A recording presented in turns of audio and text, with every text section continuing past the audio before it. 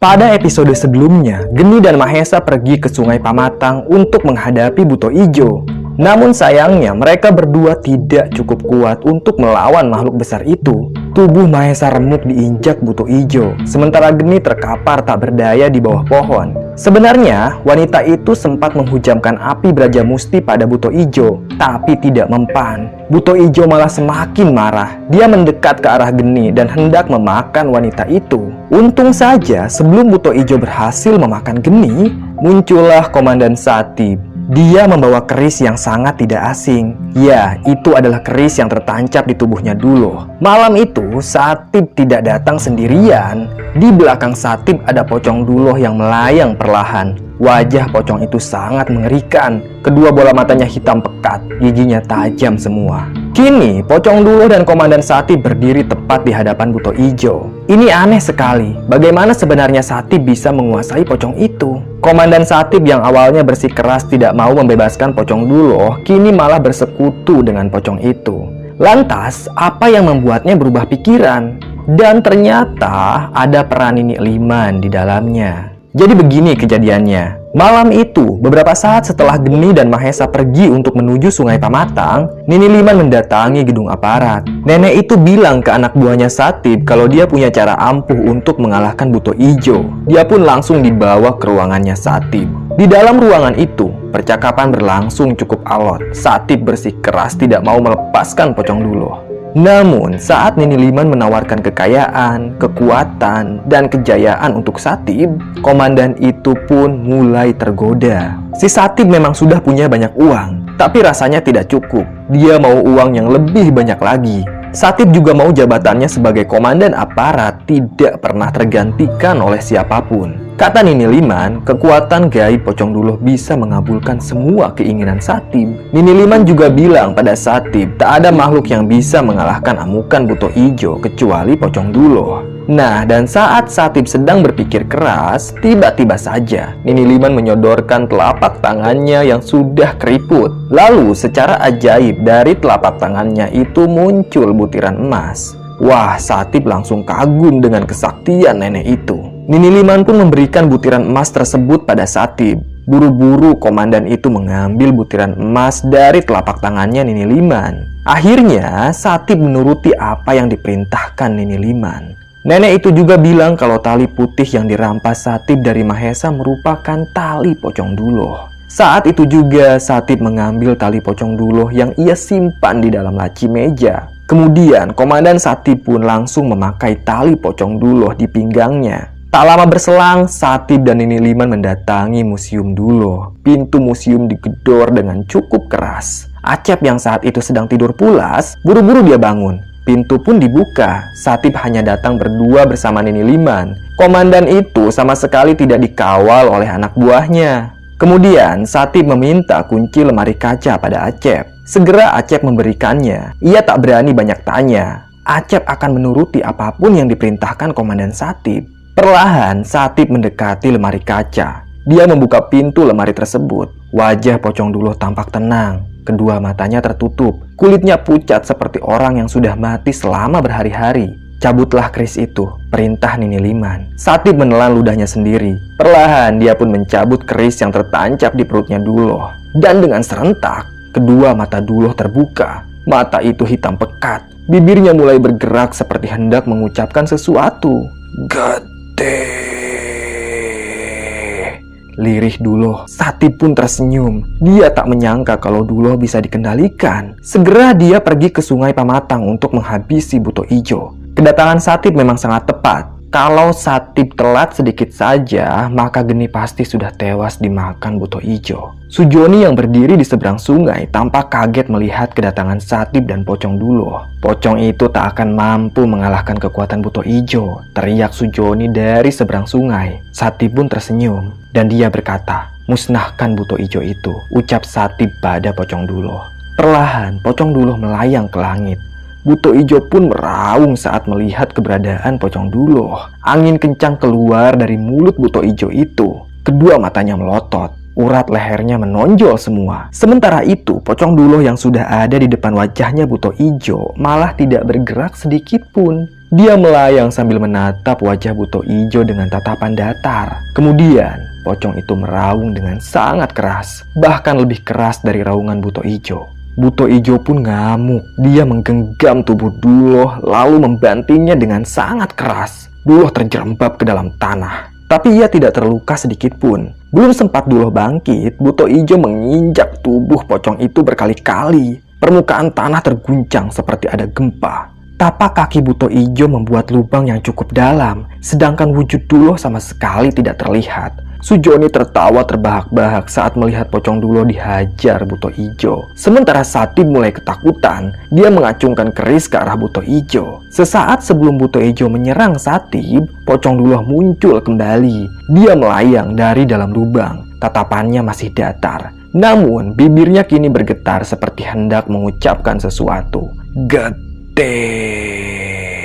Lirih Duloh. Buto Ijo pun kesal melihat Duloh yang berhasil bangkit kembali. Makhluk besar itu langsung mengangkat tangan kanannya. Dia hendak menghajar pocong Duloh. Namun sebelum Buto Ijo berhasil menghajar pocong itu, tiba-tiba saja ada sebuah tangan yang keluar dari dalam mulutnya Duloh. Tangan itu berwarna hitam pekat. Ukurannya lebih besar dari tangannya Buto Ijo. Serangan Buto Ijo pun berhasil dihalau. Kemudian muncullah makhluk besar berwarna hitam dari dalam mulutnya Duloh. Tinggi makhluk itu bahkan 3 kali lipat dari Buto Ijo. Tubuhnya sangat besar. Entah makhluk apa yang keluar dari dalam tubuhnya Duloh. Yang jelas wajah makhluk itu sangat mengerikan. Kedua matanya merah menyala, lidahnya menjulur sampai ke perut. Ia juga punya ekor yang sangat panjang dan kuku yang tajam seperti pedang.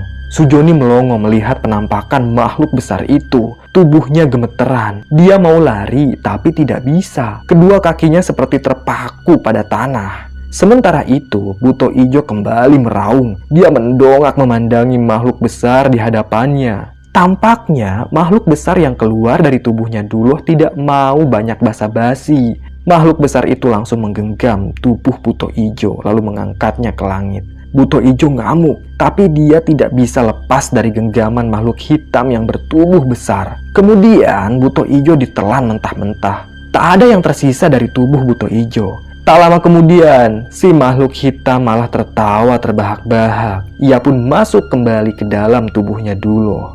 Sedangkan Sujoni yang sudah merasa kalah, dia berusaha menggerakkan kedua kakinya yang gemeteran. Sujoni mau melarikan diri, tapi Satib menyuruh pocong Duloh untuk membunuhnya. Duloh dengan sekejap mata sudah ada di hadapan Sujoni. Lelaki itu langsung berlutut sambil minta ampun. Tapi sayang, Duloh sama sekali tidak kenal ampun. Dia akan membunuh siapapun yang sudah menjadi targetnya. Di seberang sungai itu, Duloh mencabik-cabik leher Sujoni menggunakan giginya yang sangat tajam. Darah segar muncrat. Sujoni sempat berteriak minta tolong. Tapi Satib malah tertawa terbahak-bahak. Dan tak butuh waktu lama bagi pocong Duloh untuk menghabisi Sujoni. Kini yang tersisa dari tubuh Sujoni hanya tinggal tulang belulangnya saja. Pocong Duloh dengan rakus memakannya mentah-mentah. Wajah Duloh merah berlumuran darah. Dan setelah Duloh selesai menyantap Sujoni, tiba-tiba saja terdengar suara seseorang yang jatuh berdebam dari atas langit.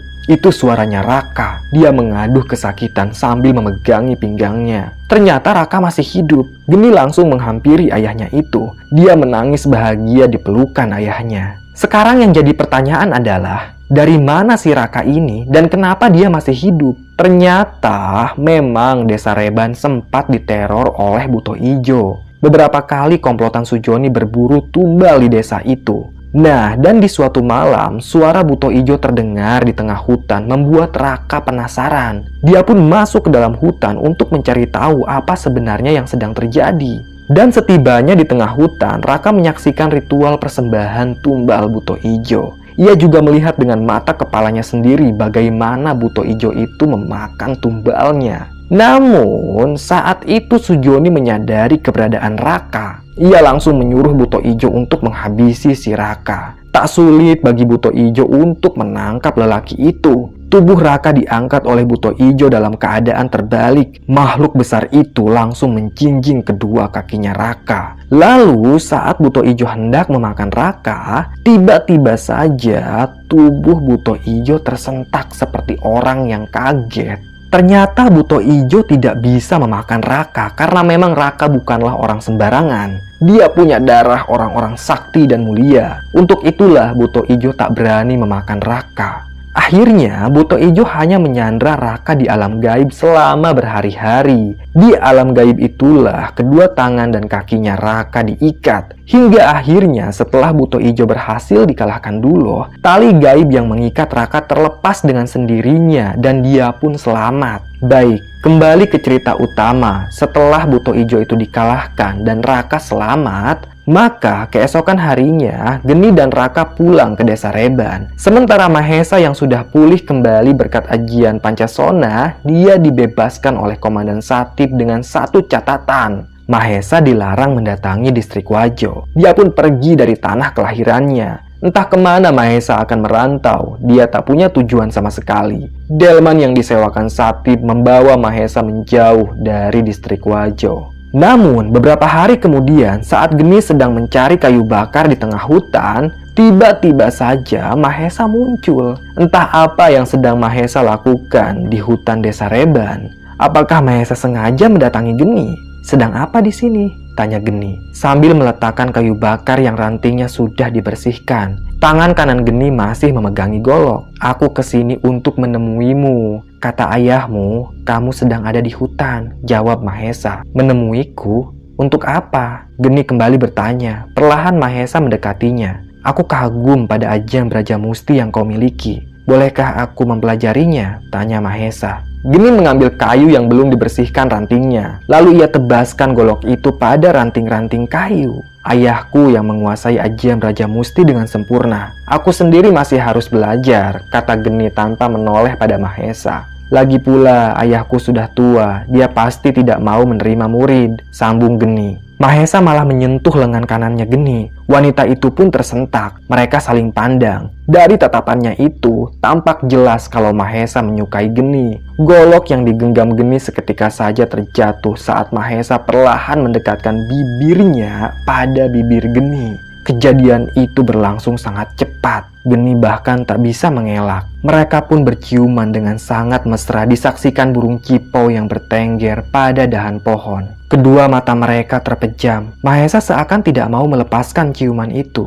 Dan tiba-tiba saja, entah apa yang terjadi, kedua tangan Geni malah mengeluarkan api Brajamusti yang menyala dengan sangat besar. Lalu, secara tidak sengaja, Geni mendorong perut Mahesa hingga lelaki itu terpental sangat jauh. Tubuhnya membentur pepohonan, perutnya terluka parah, darah berceceran. Mahesa terkapar tepat di bawah batang pohon. Geni panik, api di kedua tangannya menghilang perlahan. Sungguh dia tidak sengaja mengeluarkan ajian Brajamusti. Buru-buru Geni menghampiri Mahesa. Beberapa kali wanita itu mengguncangkan tubuh Mahesa. Mahesa, apa kau sudah mati? Ucap Geni dengan panik. Lalu kedua mata Mahesa perlahan terbuka. Darah keluar dari mulutnya. Ajaib, kau masih hidup ternyata, kata Geni sambil tersenyum.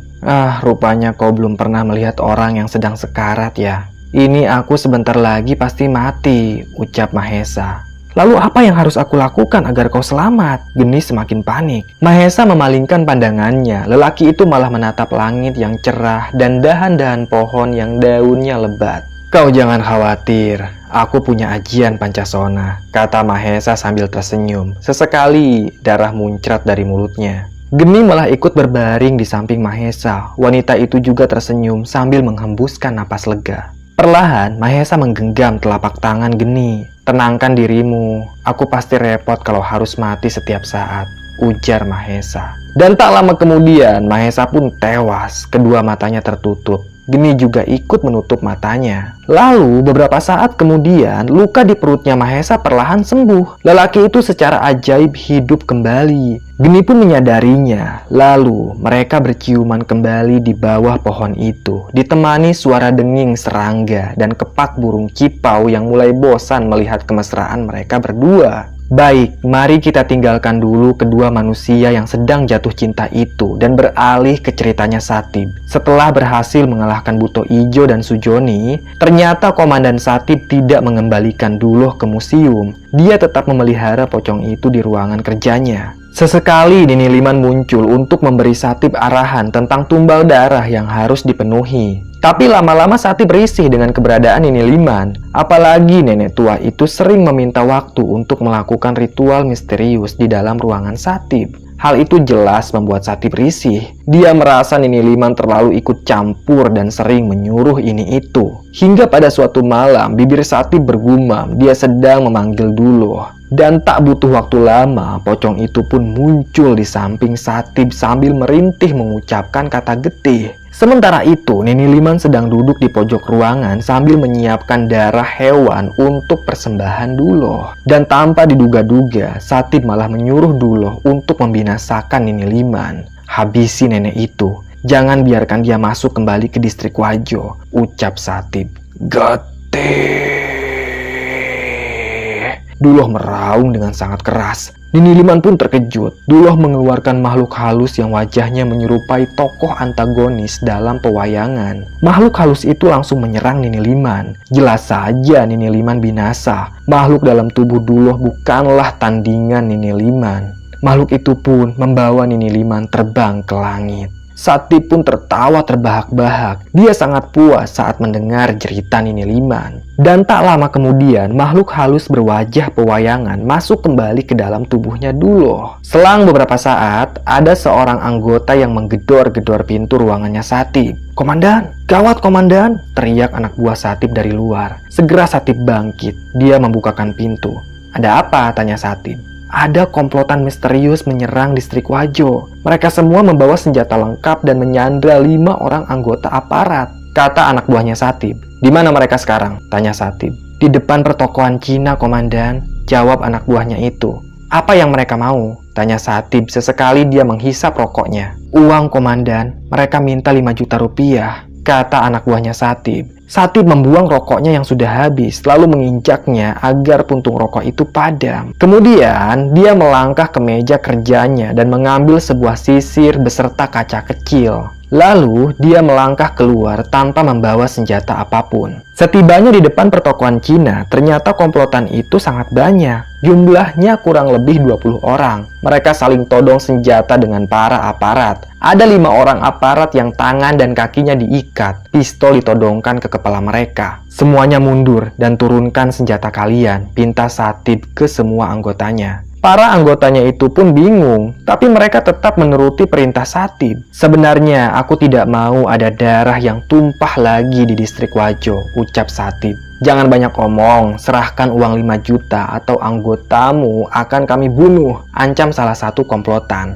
"Begini saja, mari kita buat kesepakatan. Kalian lepaskan anak buahku dan pergi dari distrik Wajo, maka aku akan lupakan semua kejadian ini," kata Satib dengan santai. Para komplotan itu saling tatap. Mereka heran kenapa Satib sama sekali tidak panik. "Kau jangan main-main dengan kami ya. Pilihanmu hanya 2, kematian atau uang. Ayo pilih, dasar pengecut," bentak salah satu komplotan dengan wajahnya yang beringas. Satib sempat memejamkan mata saat mendengar kata pengecut. Kau tahu, aku paling benci dengan kata pengecut." Satib membuang rokoknya yang masih panjang dan perlahan mendekat ke arah komplotan itu. "Duloh, bunuh mereka semua," ucap Satib. Tiba-tiba saja pocong Duloh sudah ada di tengah-tengah para komplotan. Tak ada satupun dari mereka yang bisa kabur. Mereka semua mati dibantai Duloh. Dan tak butuh waktu lama, Duloh berhasil menyelesaikan perintah komandan Satib. 5 anggota Satib selamat. Kemudian, Satib memeriksa salah satu pakaian komplotan itu. Ia pun menemukan sebuah papan nama yang bertuliskan Kamerad Guntur. "Bajingan," desis Satib. Komandan Satib tahu apa arti gelar Kamerad. Dengan kematian komplotan ini, tak menutup kemungkinan distrik Wajo akan diteror lagi oleh komplotan yang sama. Selesai.